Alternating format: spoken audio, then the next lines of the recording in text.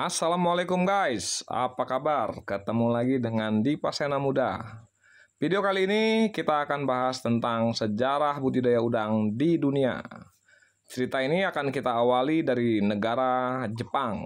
Ya, di sebuah prefektur bernama Yamaguchi, pada tahun 1930-an, seorang lulusan Universitas Tokyo yang bernama Motosaku Fujinaga atau bisa disebut juga sebagai bapak budidaya udang, berhasil memijahkan udang kuruma.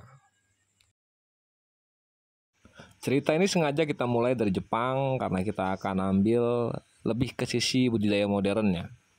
Sangat penting untuk memahami sejarah budidaya sebelum kita memahami tentang teknis-teknisnya. Di negara kita, Indonesia, budidaya udang sebetulnya sudah dimulai sejak abad ke-15. Tapi saat itu udang masih sebagai komoditas tumpang sari dengan metode budidaya yang masih sangat tradisional. Kala itu benih udang didapatkan dari hasil tangkapan liar atau secara tidak sengaja masuk ke dalam petakan tambak. Kita balik lagi ke Jepang. Selama bertahun-tahun, Dr.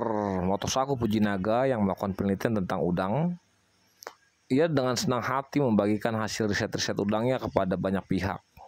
Gelar sebagai bapak budidaya udang yang ia sandang hingga kini itu diberikan oleh Kaisar Jepang kala itu karena memang Fujinaga memiliki impian membangun sebuah pertambakan modern di Jepang.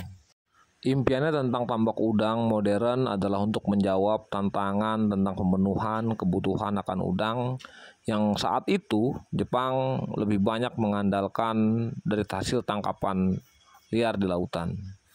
17 tahun sejak ia berhasil menemukan cara memijahkan udang, pada tahun 1947, Fujinaga telah berhasil membesarkan udang yang ia telaskan hingga menjadi ukuran layak konsumsi. Salah satu faktor yang sangat besar yang mendorong Fujinaga mengembangbiakan udang karena Jepang merupakan konsumen udang terbesar di dunia. Meskipun harus terkendala ruang dan gerak karena pecahnya Perang Dunia Kedua, akhirnya setelah 2 dekade mencoba berbagai macam cara dan penelitian, Fujinaga berhasil mewujudkan mimpinya membangun tambak intensif dan semi-intensif pertama di Jepang. Hal ini disambut dengan antusias oleh warga Jepang sekitar dan banyak sekali warga-warga Jepang lainnya yang mengadopsi apa yang dilakukan oleh Fujinaga ini. Dan akhirnya pada tahun 1964, pertambakan udang skala kecil semakin banyak ditemui di Jepang. Yang menarik lagi, di kala itu banyak perusahaan-perusahaan besar juga mulai tertarik dengan apa yang dilakukan oleh Fujinaga. Salah satu perusahaan bernama Mitsui Norin kala itu membuat gebrakan baru di dunia tambak udang di Jepang. Ia menciptakan sebuah teknologi tambak dengan sistem pembuangan yang lebih baik, sistem sirkulasi air yang lebih baik, dan beberapa teknologi-teknologi adaptif yang membuat udang semakin mudah untuk dibudidayakan. Jepang kala itu sudah mampu berproduksi 19 hingga 23 ton per hektar. Cerita-cerita tentang negara-negara lain yang berkontribusi besar pada budidaya udang akan kita bahas di video-video berikutnya.